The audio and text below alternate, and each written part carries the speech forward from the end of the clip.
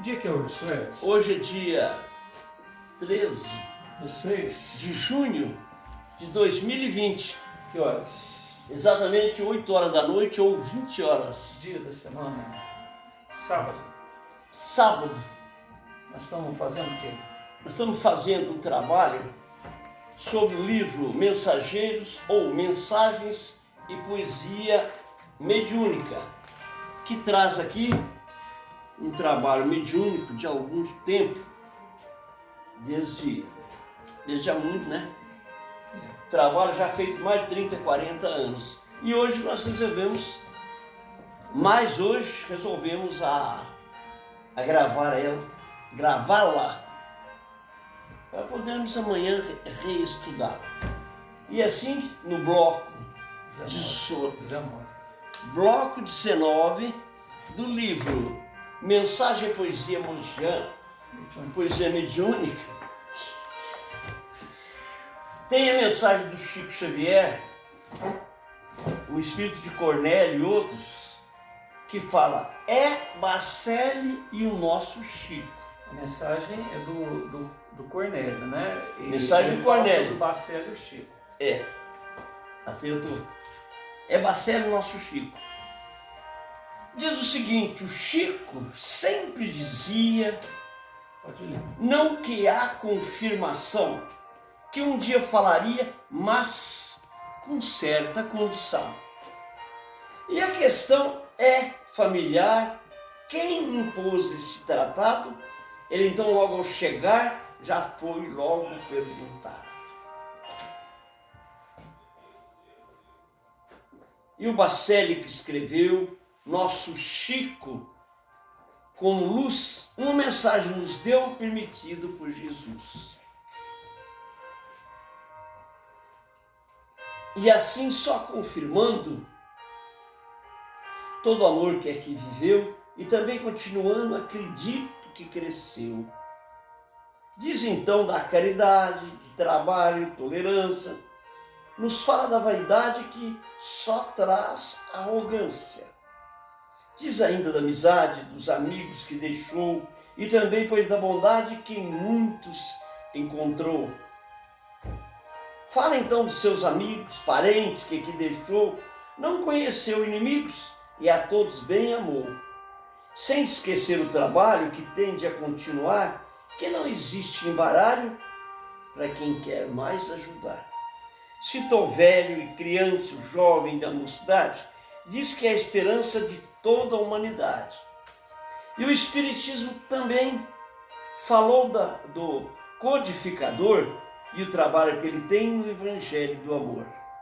E a mensagem milionária dos amigos protetores são atuais até párias que falam dos seus amores. E também os que ditaram seus recados aos oprimidos, sempre só falaram bem perto de seus ouvidos. Diz ainda dos profetas do além, sem acúmulo, palavras puras, discretas, no Parnaso do além-túmulo.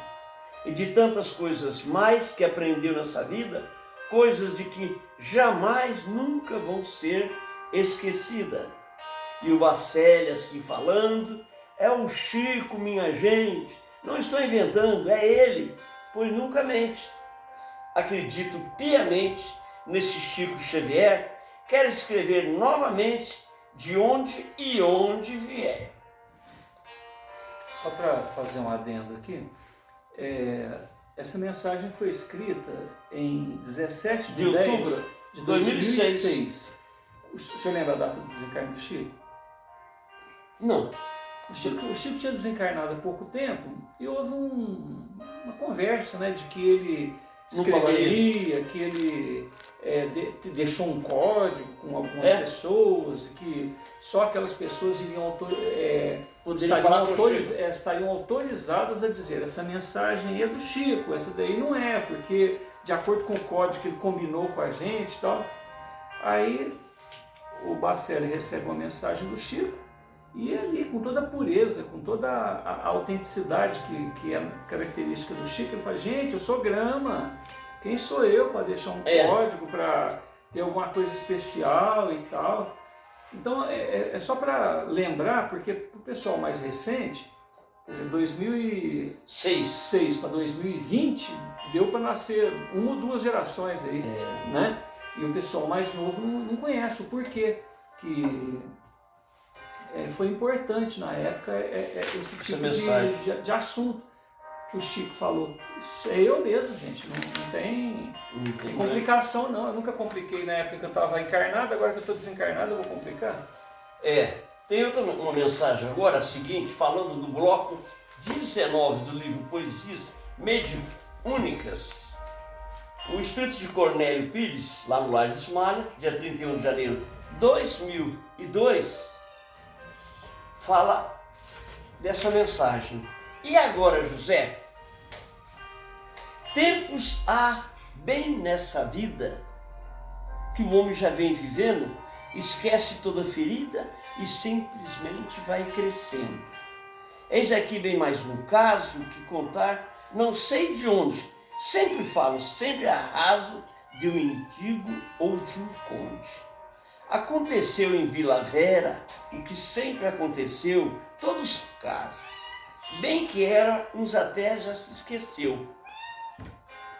Bem lembrar de Zé Cachaça e também dos cariocas.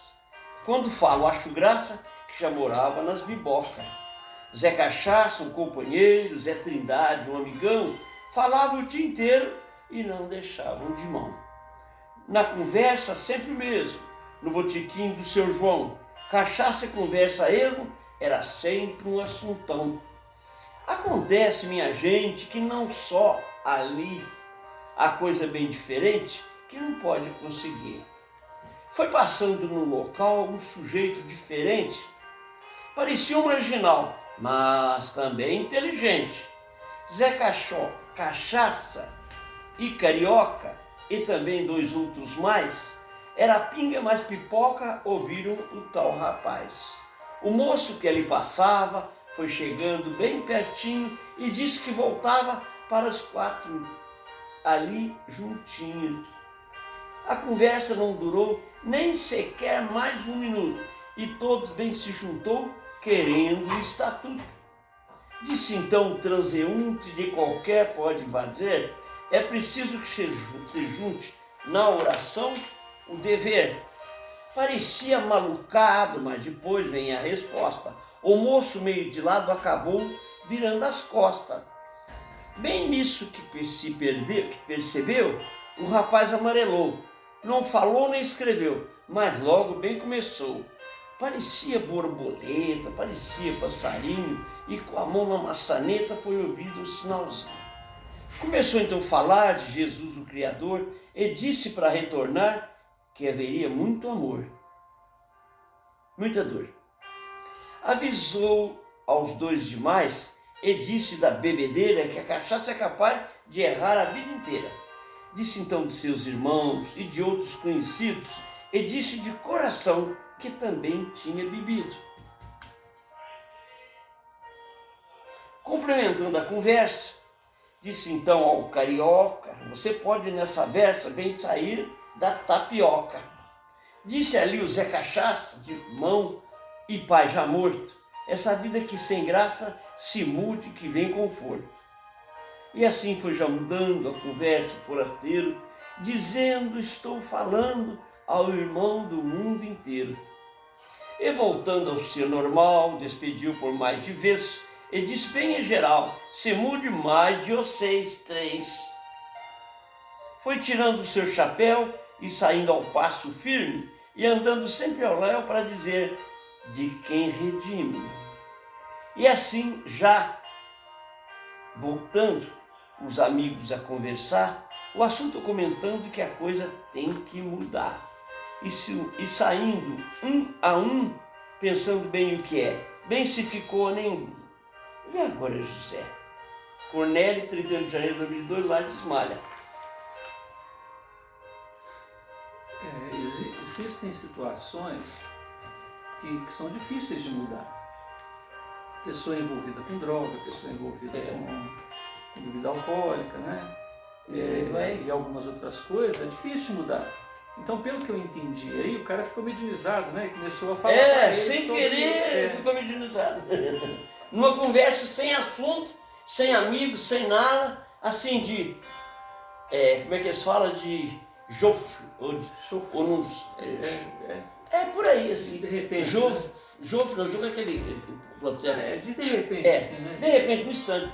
Mas tem uma que ajude as crianças do João de Deus. Na criança que ajudas no presente ou no passado, seu destino logo mudas com o bem reencontrado. Nas tarefas persistentes em que vês tanto trabalho, vê-se logo existente uma luz pelo atalho. Na criança rebeldia, com tamanha persistência, veja a luz do novo dia que renova a existência. Nesse campo de trabalho, com menor a toda hora, não há fruta que no galho já não chega a sua hora. Medite na execução do seu trabalho a fazer, haja com coração, discernimento e lazer. Não espere recompensa em pensares que estás de fora. Todo ser é a criança por Jesus na grande hora. João de Deus, 25 de setembro, 79. Ainda mais, agora, no livro Mensagem Poesia Mediúnica, no bloco que hoje agora é número 19, nós vamos ler outra poesia que é do Cornélio Pires e Zacarias, que fala: Cornélio. Do Cornélio aqui o Pires, que estudo sempre um caso, pois onde é que se vires é a flor que mais um vaso. Conta então da gratidão que comanda o religioso, mas às vezes é só questão e manhas do ardiloso. Diz então em seu ditado que conheceu Zé Trindade e também o João Furtado, que pareciam bondade. Fala então bem de amanhã, que quiseram proclamar. A vontade de uma irmã era então a Guiomar. E assim bem se juntaram e também foram rezar. Ouvia-se que precisava um a todos se ajudar. Foi então ali saindo, primeiro a Guiomar e também outros sorrindo, foram então dialogar. Zé Trindade, acompanhado do amigo João Furtado, os dois já assimilados, foram logo perguntar: se acaso der esmola, vai direto para o céu? Diz um ao outro com sacola. Perguntamos ao nosso Léo. Foi então ali falado que demais seria feito, para o céu anunciado tudo fora direito. A questão é mesmo essa: ao sair das rezações, após feita a promessa, começa as procissões. O Léo, que chegou por fim, conheceu Ana Maria, que também disse ao Jasmim: vamos então, não contraria. E assim a cada lado, cada canto da cidade, era sempre ditado de fazer a caridade. E a sacola foi enchendo, um a um arrecadando, e logo foi percebendo que a vontade foi somando. Vem então o pensamento de Furtado e Zé Trindade, que Guiomar no momento não estava com a verdade. Foi pedido a Ana Maria e também ao seu Jasmim que tudo lhe faria que de bom teria fim. Nesse tempo, então, os pobres que precisavam de ação, juntos falaram: e os cobres, como estão a arrecadação? Para encerrar a questão, onde fica o dinheiro? Pega os cobres, o gastão e leva o primeiro. E assim, ó meus irmãos, da caridade do alheio, quando vem má intenção, um ou outro leva o cheio. De 24 de outubro de 2006, Cornélio e Zacarias. Pelo nome dos personagens aí, dá pra ver que eles ficaram com dinheiro, né? Arrecadaram dinheiro. Ficaram com dinheiro. Esse cara achou muito bom, entrou um, entrou outro, mas a coisa estava meia boa, aí eles ficaram com dinheiro.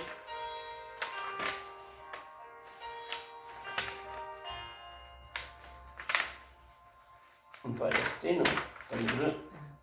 Ainda do livro Poesias Mediúnicas, do bloco 19, nós temos mais uma que fala Jesus. E quem assina é o guarda, Espírito da Guarda, Zacarias, no dia 29 de julho de 2004, que fala: Jesus. Se pensarmos no infinito ou então na solidão, talvez sejamos restritos em nossa opinião. E talvez o desengano que nos passa possa prosseguir, será quem mais amamos que nos quer diminuir. É Jesus, o Mestre amado, que nos traz a salvação. Foi Ele o crucificado e nos deu a sua mão. Nosso Pai, que é Deus do céu, nossa Mãe celestial, não nos deixa nunca ao léu, é tudo providencial. Amai-vos, diz Jesus Cristo, perdoai-vos, bem complementa. Nosso Pai, que é bem por isso, só nos tira da tormenta. Procuremos, meus irmãos, perdoar todas as ofensas e falar do coração esquecendo a diferença. Se quisermos alcançar mais saúde e salvação, procuremos avançar só fazendo a correção. Nossa meta é conseguir elevar a nossa alma e sempre pois progredir com amor e muita calma. É Zacarias. Ainda do bloco de certo. Fala uma coisinha. É? Tem um amigo espiritual que se chama Flávio de Cristos. Ele fez um livro. Nesse livro fala sobre um processo iniciático que ele chama de as 12 horas de luz, aonde a pessoa reconhece a necessidade de uma mudança, de uma melhoria e começa na vontade. Eu quero fazer isso, eu preciso mudar.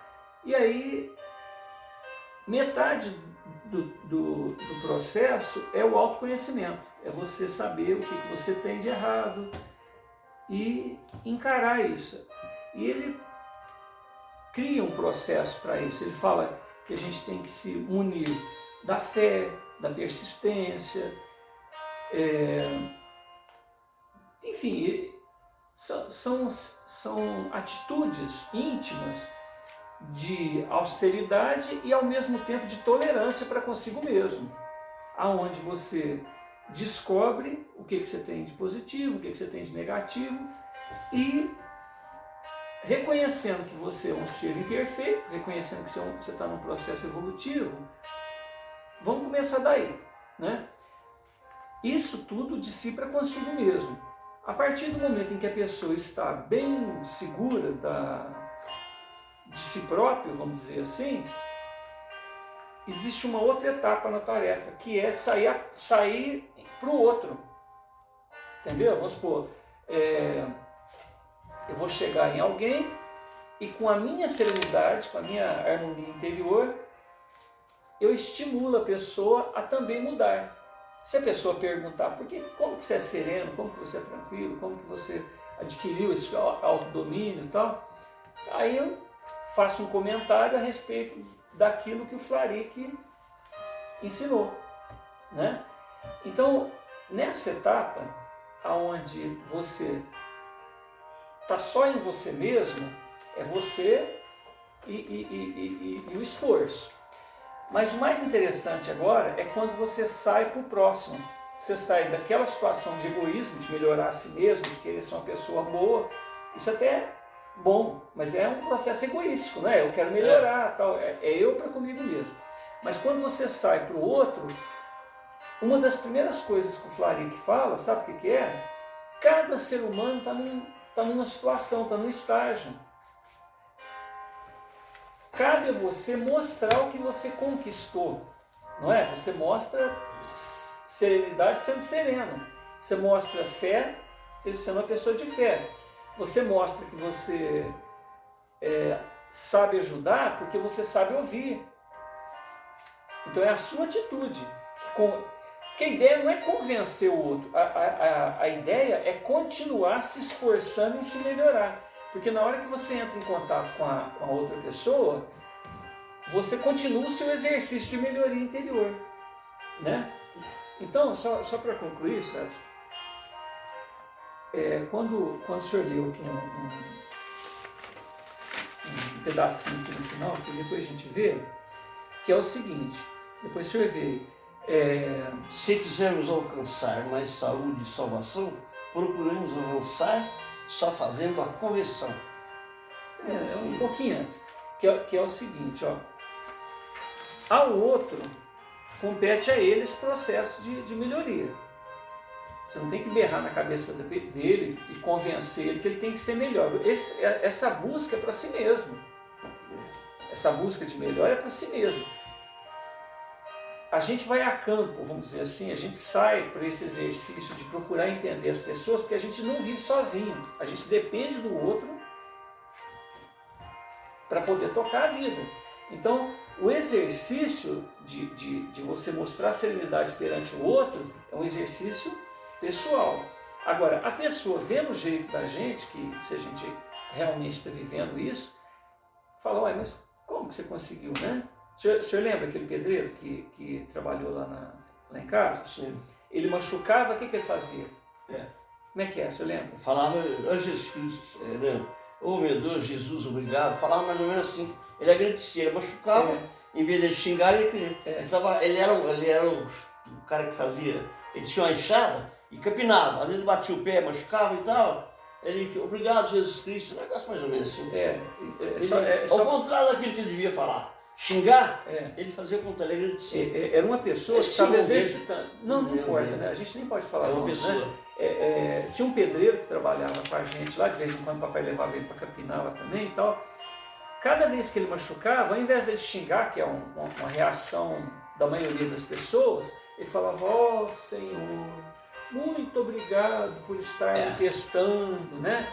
Então, era até interessante, ele machucava, a gente falava, agora ele xinga. Não. Mas não lembro a fisionomia dele. Era tão introjetado nele esse processo de assimilação com as coisas positivas, que ele sempre louvava a Deus, agradecia a Deus pela oportunidade de testar ele, né? Então, em relação ao outro, que eu, no finalzinho, que eu não lembro onde foi que o senhor leu, mas depois a gente volta. Aqui fala. É Jesus. Não, quer ver, ó? Não, é só aqui. Ele é Cornélio, isso aqui. Tem uma parte aqui que foi aonde me chamou para esse pensamento, que é você ver no outro uma pessoa que precisa melhorar igual a gente mesmo, mas compete a ela a correção. A gente não pode querer obrigar a pessoa a ser diferente ou aceitar o ponto de vista da gente, porque o ponto de vista da gente está sempre em alteração, em mudança, cada vez para melhor. Do livro Mensagem Poesia Mediúnica, nós temos a mensagem de Cornélio, ou melhor, guarda Zacarias, no mês de junho, do dia 6 de 2005, não falo o mês. Não, é junho de 2005. É o bloco número 19. É junho de 2005, não é o dia. Junho. Não fala o dia. É o bloco 19. Diz o seguinte, é junho. Mês de junho. Nós estamos nele, hein? Não, aqui eu estou falando assim, ó. Junho de 2009 ele está falando sobre junho. Entendeu? Então, era o mês. Mês de junho recomeça e festa o mês inteiro. A multidão só interessa casamento de solteiro. É festa de São João, São Pedro e Santo Antônio, soltam-se os foguetões para todos os campos. A festa que já começa, dia 10 dos namorados, como disse, a quem interessa, aos solteiros e aos casados. Já se solta o busca-pé, as bombas e os rojões, tira o corpo e sai de ré, que vem bomba nas montões. Vai chegando o fim do mês, Santo Antônio continua, todos falam de vez, com São Pedro vem a lua. A festa é de abastança para todos que compartilham, esquecem todas as nuances num lá, pois quem se humilhem. Fim de mês já vem chegando e todos bem glorificam, e os casais já vêm se amando e logo se multiplicam. Há um Deus nos vigiando e seu Filho protetor, que não ficamos vagando em redor de um refletor. Bacaninha, hein? Empatia. Culto do lar. Tem um amigo, em março de 19, do livro Mensagem Poesia, do bloco 19. Diz o seguinte, as almas, quando se amam, nem a morte intimida. Regressa ao berço novo, encontra-se noutra vida. Obsessão de quem ama, ninguém consegue entendê-la. Parece vaso de lama encarregando uma estrela. O amor para quem ama não tem mistério ou poder. O amor encontra na morte um novo modo de ser. Eu gostei, bonitinho, né? Ainda não... Eu posso ler mais uma vez? Sabe por quê? É só para justificar. Quando eu faço uma releitura, a gente faz Não, eu achei bom, que é bacana isso aí, ó. Empatia, uma mensagem de Edson Flauzino Sene, como médium, né? E o autor espiritual não escreve o nome, então é um anônimo, que se colocou como amigo. As almas, quando se amam, nem a morte intimida, regressam a berço novo e encontram-se noutra vida. Obsessão de quem ama, ninguém consegue entendê-la. Parece vaso de lama, encarcerando uma estrela. O amor, para quem ama, não tem mistério ou poder. O amor encontra na morte um novo modo de ser. Março 79, Culto Lunar. Ainda no bloco 19 de mediunidade, espíritos, poesias, fala que é Ismália. Quem assina é Ismália, dia 9 de abril de 1998. Diz o seguinte: dia 13 é festa no lar de Ismália. Neste mês de abril, quem desse ano, quem fala e vem falando bem a Amália, eu os conheço a palpite e não me engano. A começar em seu grupo, é reunião, amor e paz, consolo e mais estudo. Começa assim a reunir os pais, irmãos, amigos em conferência. É tudo. Ali se expressa em toda a valentia, é luz, paz, amor que irradia, e vem Ismália agradecer a prece em poderoso. E com ternura expressa o expositor, rogando a Cristo paz no mundo, e amor encerra o culto sempre fervoroso. Lá de Ismália, e é 74, 4, 3, diferente. É 9 de abril de 98, lá no próprio Lar de Ismália. E a Amália quem assina. O sentido dos versos muda, entendeu como é que é? É 1 e 3, 2 e 4, 1, 2, 3, depois vem 3 com 1 e 2, uma sozinha, depois vem com 1 e 2, depois vem a última lá de oitava, fervorosa lá dentro. Bom, é um jogo, né? É repetido. Essa? É Ismália lá, tá? Dia 13 e tal. Aí não acabou. Agora é aqui. É de Paulo. É de Paulo. Quem assina é João, 21 de setembro de 2006, no bloco 19, mensagem espiritual. Ele diz o seguinte, é de Paulo. Caridade foi falada no sentido humanitário, nunca exemplificada como na Bíblia em diário. É de Paulo o argumento sobre o dom da criatura em todo esse evento no fiel da lei tão pura. Se conhecesse a razão e as línguas eu falasse, caridade sem ação, isso já não bastasse. Diz ainda em seu exemplo, se até o corpo próprio, disse ali bem todo o tempo, nada valia em seu coloque. Só Jesus exemplifica o exemplo e a caridade. Na pessoa simplifica, faltando com a verdade. Você tinha cheio de perfume? É mais ou menos diferente. Está diferente. Diz que a mesma é caridosa, não olha o defeito alheio, nunca é maliciosa, não tem lado nem meio. O amor é a caridade, bem igual a Jesus Cristo, esquecer toda a verdade e amá-lo bem por isso. Esse é o apóstolo Paulo que fala da caridade, né? Ele falou toda a caridade. Se eu Só que aqui falta. Ele ainda fala, se eu der meu corpo para ser queimado, se eu falasse todas as línguas e tal e tal. O que é isso aí? Não. Ué, por quê? Eu cancelei essa. Então, não. É só pular. Pula que dá certo. Já. Por quê? Não importa. Pula. Aqui, ó, continua aqui. É do bloco 19, das mensagens espirituais, que fala mediúnica, na época dizia mediúnica, fala da orientação, que diz o seguinte, é do espírito de Malha, ou melhor, do Jorge lá de Malha, é orientação. Nesse modo, nessa forma, procuremos mais amar, sem exigir qualquer norma de poder auxiliar.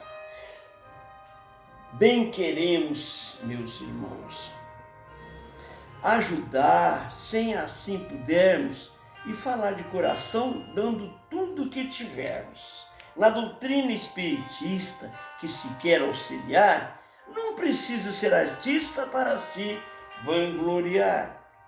Nosso Pai do céu está, em toda parte, aqui e lá. Se formos um pouco má, tudo muda, diz Alá. É preciso muita paz, muito amor e devotamento. Em tudo que se faz, precisa é comportamento. Ser espírita é importante, ser cristão é muito mais. Se você for arrogante, não encontra muita paz. Todo bem tem seu valor e o valor bem é seu tempo. Todo tempo é só amor, não se disperse contra tempo. Se conheces e orienta, veja bem a condição, falas bem, sempre aumenta, sem mal é a perdição. Orientar é bem a arte de quem quer mais ajudar. Da intenção a quem parte, na forma, é só resguardar. Ajudar o tempo todo sem esperar recompensa, se está limpo e não tem lodo, é sadio, pois quem pensa. O momento é bem agora e o trabalho beija bem. Quem bem serve nessa hora, encontra os anjos, amém. Paz convosco, hoje digo, e também aos meus irmãos, não tenha um inimigo, que Deus vai dar suas mãos. Esmalha, escrito de Jorge. Ainda fala do bloco 19 de Moisés, poesias mediúnicas em tempo de escravidão. Espírito de José e João, no lar de Esmalha, que fala 16 de outubro de 2006, em tempo de escravidão. Se tiver poder e riqueza e não conhecia a pobreza, e por isso fui bem rico, quando escravo nascia, eu então bem vendia, e por isso aqui eu fico. Castiguei bem um mestiço, fulo preto, dei sumiço, sem nunca prestar conta. Abusei na senzala, das magrinhas até as malas, castiguei a ponta. É por isso que não calo a todos que me ouvir falar. Eu sei que não vão perdoar, é que agora vivo morto. Sou tão surdo quanto morto, torto, só voltei para explicar. Se encontrasse alguém do jeito e eu pudesse, no meu peito, tudo isso eu desfazia, mas voltar aqui não posso, tenho que sentir os ossos. É então minha agonia. Vou falar ao Criador o tamanho dessa dor que corrói dentro de mim e pedir nova existência noutra vida, com clemência trabalhar com amor sem fim. Mas a lei é pura e certa, quem estraga, conserta. Por isso que vou pagar só o tempo que dirá, quando e quem, pois, voltará, para então reencarnar. Posso fazer uma releitura? Porque eu faço um bloquinho separado. Só para justificar, a gente faz uma releitura, por quê? Porque a gente faz um bloquinho separado para as mensagens que eu releio. Em tempo da escravidão, tive poder e riqueza, não conhecia a pobreza, e por isso fui bem rico. Quando escravo nascia, eu então bem o vendia. E por isso, aqui eu fico castiguei bem o mestiço. Fulo preto, dei sumiço, sem nunca prestar contas. Abusei lá na senzala das magrinhas, até as malas, castiguei-as, ponta a ponta. E por isso, aqui não calo. A todos que me ouvirem eu falo, eu sei que não vão me perdoar. É que agora eu vivo morto. Sou tão surdo quanto torto. Só voltei para explicar. Se encontrasse alguém de jeito e eu pudesse, do meu peito, tudo isso eu desfazia, mas voltar, aqui não posso. Tenho que sentir nos ossos. É então minha agonia. Vou falar ao Criador o tamanho dessa dor que corrói dentro de mim e pedir nova existência, noutra vida, com clemência, trabalhar com amor, sem fim. Mas a lei é pura e certa. Quem estraga, conserta. Por isso, vou pagar. Vou pagar. Só o tempo de que dirá.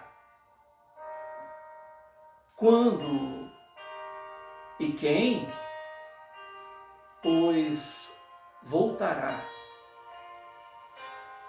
Para então reencarnar.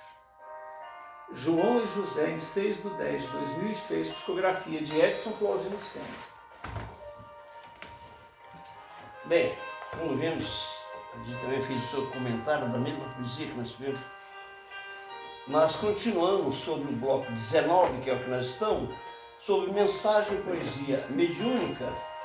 Nós temos aqui Encontro com Jesus. Não é uma poesia, é um assunto, é uma mensagem, né?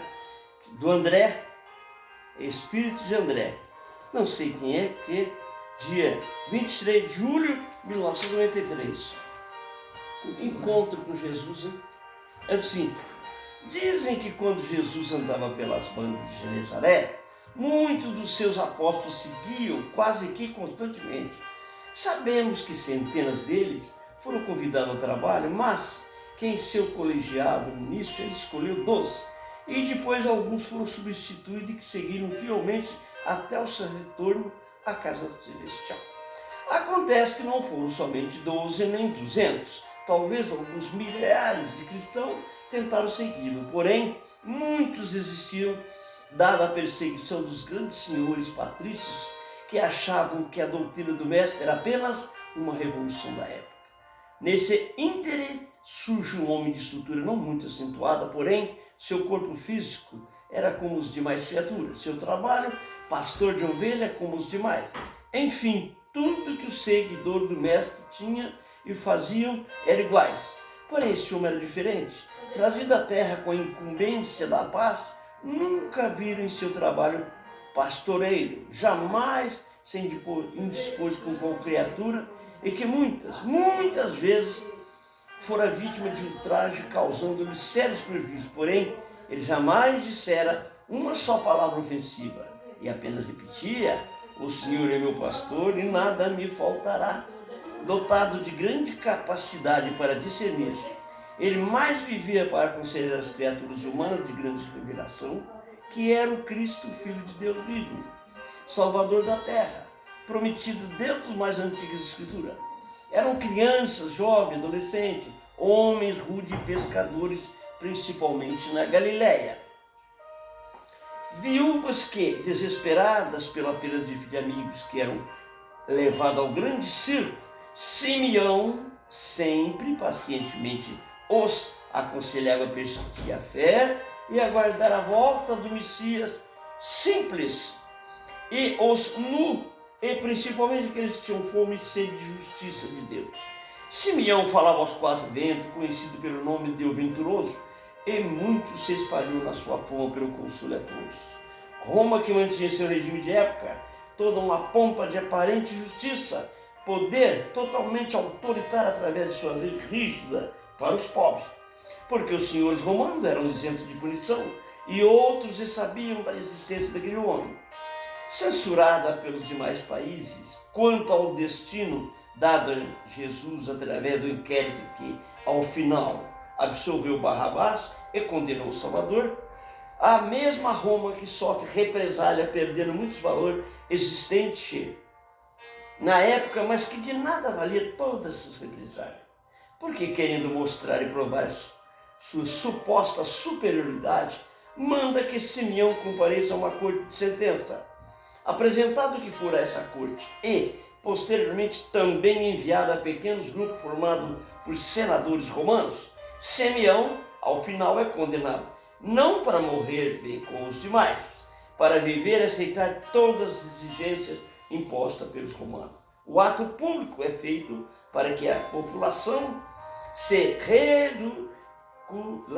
ridicularize e se declara culpada de toda a discórdia implantada na região e aglomera assim em plena praça pública uma legião de seguidores do Cristo que o admiraram e seguiram para todos os cantos.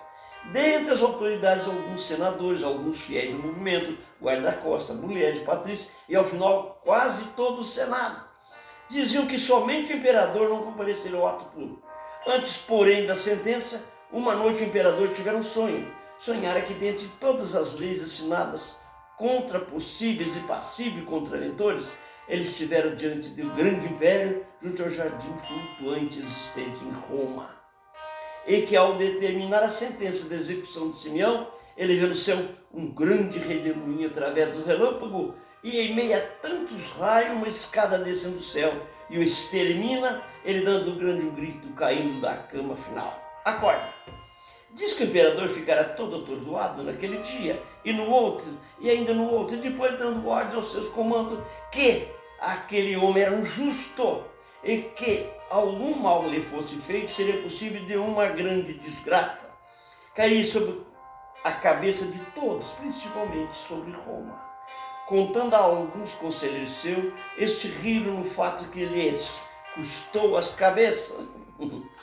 Mas, insistindo na continuidade da sentença, os senadores e demais autoridades conseguiram convencer Sua Majestade, o Imperador, de sua isenção de qualquer culpabilidade, que afinal tudo seria bom para Roma. Mas, e aí, você pergunta, o que fizeram afinal com Simeão sem a presença do imperador? Bem, respondendo, após Simeão ter apresentado a todos para renegar a doutrina do Cristo, este, ao contrário, aproveitando todo aquele momento, confirma ainda mais a sua fé em Cristo e diz: se para viver preciso renegar o Cristo, prefiro morrer e viver com ele na casa do Pai Celestial. E dizem que não durará muito tempo. Sem a presença do imperador, alguns revoltados senadores não só mandaram escarnecê-lo, como também a todos que o aplaudiram naquele momento. Dizem que a partir daquele momento, estando os romanos reunidos para apreciar o evento especial, esqueceram o principal, o de vigiar a grande portão que cercara a cidade. E logo foram atacados por guerreiros que viviam nas encostas da região e que o próprio rei fora morto naquele momento. Em julho de 23, 993, André. Deixa eu ler outra vez, pode ser? Bebe um água, sua capa tá sequinha, bebe. Hã? Bebe água. Sua boca tá até grudando. Um comentário sobre essa mensagem. Deixa eu derramar. Não. Simeão é um dos autores espirituais que ajudam nesse trabalho Jesus Cristo. mediúnico aqui apresentado. Assim. E Simeão, ele era chamado em meio aos grupos cristãos de o venturoso, não é isso? O venturoso. Ele era, vamos dizer assim, era a mensagem viva do próprio Cristo, já na ausência do Cristo, né? Ele fazia com que as pessoas se mantinham na fé e tal, e percebendo a força moral dele, a presença, vamos dizer assim, de liderança que o Simeão tinha à época, foi montado um teatro, foi montado um tribunal, né, de acusação, no sentido de escarnecê-lo, e a semelhança do que aconteceu com Jeremias, com outros cristãos, profetas, né, que não era cristão porque não era cristão na fala época, assim, né? por exemplo, o Galileu não teve que renegar, ele falava assim, a Terra não gira em torno do Sol, é o Sol e tudo no universo que gira em torno da Terra, né? Então, cada igreja. na época, a Joana d'Arc, aconteceu isso com ela. A Joana d'Arc falava, as minhas vozes, né, me orientaram, as minhas vozes me auxiliaram nesse processo de libertação da Inglaterra, né? Porque a França, né? A França estava quase submissa à Inglaterra. E a Joana d'Arc, ela, ouvindo as vozes dela, né, promoveu todo aquele processo de encorajamento dos soldados e tal, e no final de tudo ela foi abandonada por todo mundo e foi queimada, né, pelo clero. A igreja católica queimou ela. Mas, então é o seguinte, esse processo de ridicularizar a pessoa, colocar ela na frente de um público e falar assim, fala aí, desmente aí o que você falou, você renega o Cristo, você... Ele falou, olha... Era tido como venturoso, por quê? Ele era de uma confiança que até o rei não sabia que era honesto. Venturoso significa o quê? Que ventura, ele traz paz, traz bênçãos. Ele não trazia contradição nunca na vida. As palavras dele eram só palavras do bem. Então... E ali eles queriam colocar ele de um jeito que ele inverter tudo que ele falou. Um agitador, né, social que promovia... Não, nós queríamos que ele voltasse a dizer tudo que era mentira. Essa é a realidade. E o Simeão... durante aquele processo, fez o quê? Não, se for preciso morrer para desmentir o que eu estou falando, se for preciso mentir para manter minha vida, eu prefiro morrer em nome do Cristo. Mas né? aí o que acontece? O rei tem um sonho. O sonho já estava acontecendo. O rei sonhou durante vários dias que se ele condenasse o Simeão, ele está fudido. Aconteceria... Feia, né? Não, mas saiu. Ele desceu uma escada do céu e ele seria morto, um redemoinho e tal. E foi o que acabou acontecendo, porque durante o processo eles estavam tão envolvidos em ridicularizar o Simeão que os esqueceram a defesa da sabe, cidade. É tipo um show, né? Um show que chamou tanta atenção que os soldados ficaram desatentos no serviço de segurança e os inimigos naturais, as pessoas que faziam... Toda a comunidade tem aquele outro que... Naquela época só tinha inimigo, não existia nada. Era ele mesmo, o resto era inimigo. Então o que aconteceu? O rei não estava presente, olha que interessante. Mas o rei foi e falou, e ele tem uma parte que fala que eles fizeram julgamento tudo e tudo foi contra o rei. Achou que o rei estava ficando doido. Aí ele pegou e se afastou, porque ele viu que ele ia cometer um ato errôneo. Isso tudo é antes do julgamento. Ele não compareceu ao julgamento, é que o senhor não está lembrado, o senhor leu, mas não prestou atenção. O rei, inclusive, nem compareceu no julgamento, ele mandou avisar que era para absolver ele. Ele, dia após dia, sonhava que estava julgando o Simeão, que era um justo, né? E que haveria uma escada celeste que desceria e enfim, as forças da natureza iriam matar ele, mas não era isso. No sonho avisava o seguinte, se você for punir o Simeão, durante o julgamento, enquanto está todo mundo naquele impactado ali, vendo o que vai virar, né? Eles ficaram desatentos e o pessoal da comunidade ali morreu, inclusive o rei. Até o rei morreu. A guarda da cidade ficou desatenta. O pessoal entrou. Então aconteceu, não foi uma escada celeste que desceu e matou todo mundo, mas foram aquelas pessoas. Porque o pessoal só tinha inimigo naquela época. Pelo que eu entendi aqui, o Simeão parece que tocou a vida, né? Ou morreu também. Aí não fala dele não, mas então, tem como o senhor, presta atenção, tem como o senhor consultar? Não vai. Não, agora não, essa pergunta é antiga. Não, mas é só para o senhor entender. Então, pode continuar. Quer ver, cara? Depois eu separo isso aí. Ok, vamos, tamanho. Encontro com Jesus, né? Então vai. Que vieram das encostas da região, o próprio rei fora morto naquele combate. Ele foi morto, o próprio rei. Ele foi rei, mas não estava presente, né? Ele estava em outro lugar lá, eles invadiram lá e mataram. Mas é tudo no mesmo lugar, né? Aqui fala de equilíbrio, no bloco 19 de Poesias Mediúnicas de Espírito Diversos. Nós falamos o seguinte: equilíbrio é o espírito de João na seda. Negócio. Deixa eu ver, também pequeno, hein? Equilíbrio é importante em qualquer ocasião, se, portanto, confiante, resolve a questão. Todo homem ocupado e demais bem responsável, no que é lhe confiado, ressaltado, é confiável. Há, porém, bem outros mais que precisam meditar, e nunca, pois, que jamais precisa desconfiar. Os demais, em toda parte, nunca pensam quando agem. Adquire até infarte, dependendo da linguagem.